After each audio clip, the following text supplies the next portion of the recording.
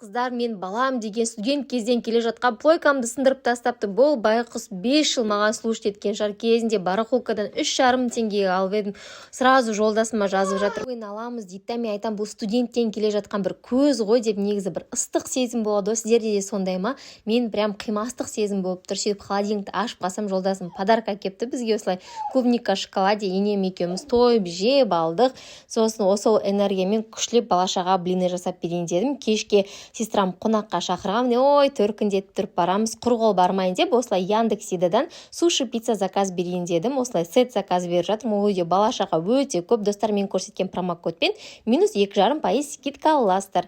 Сосын інім күтіп алып, бүкіл үйге кәдімгідей рум-тур жасап жатыр. Осындай төсек алдық, осындай күшті шкаф алдық. Енді качествосы деген күшті, сіздерде заказ берсеңіздер болады деп, сосын ваннаны көрсетіп, осындай күшті 3 түрлі режим бар. Біреуін қоссаң суық су, біреуін қоссаң ыстық су қосылады деп, сосын суши пиццамыз бәріміз улап-шулап жеп алдық.